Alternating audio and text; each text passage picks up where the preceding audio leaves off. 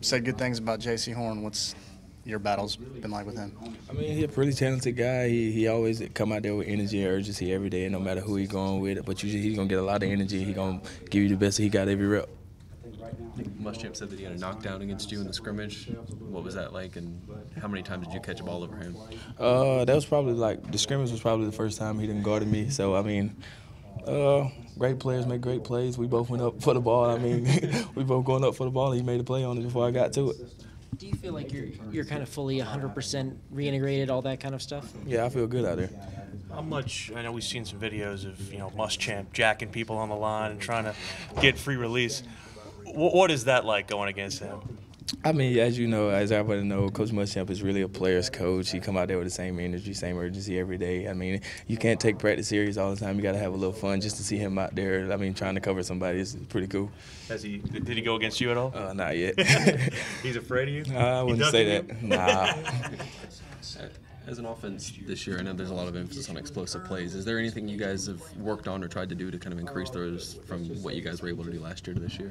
I mean, really just the up-tempo offense, just trying to get advantage on the defensive side. But pretty much everything is put in now, and like Jake said, everything is on the iPad, so we got time to study it and get ahead on practice. Do you think taking advantage of those mismatches, maybe one-on-one on the outside, are going to lend more toward more downfield kind of explosive plays on the seam? I mean, as you know, Jake has always been the aggressive guy, want to throw the ball downfield, and we just got to be there to make the plays. What is the toughest part about your rehab process?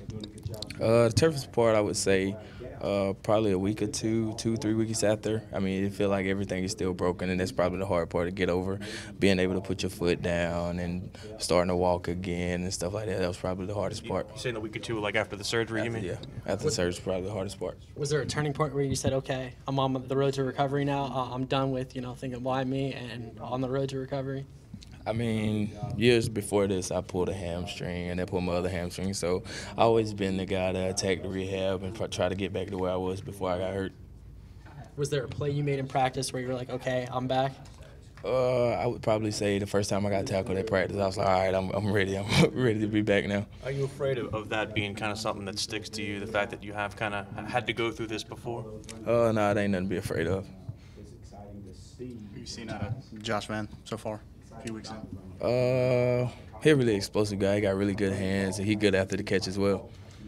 Jamel Cook, tall guy who can obviously bring a lot of size in Israel. What does it mean to have this group that has a lot of tall corners on the other side now? We got, just like the group of receivers, every player brings something different to the table. That goes for the DBs as well. We got like Rashad Fenton and Keeson and other speed guys, quick guys. And you got Israel and what you call it out there, the really long guys, the really good press guys.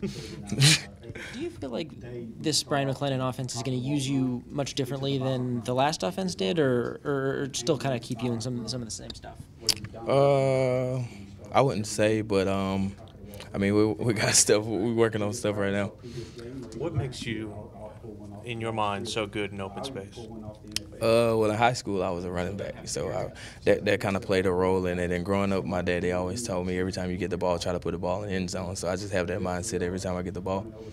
I guess, how comfortable have you seen with some of the young guys and their grasp of the offense, and do you feel like a lot of the guys on the team are kind of ahead of the curve and learning what they're expected to do on the field?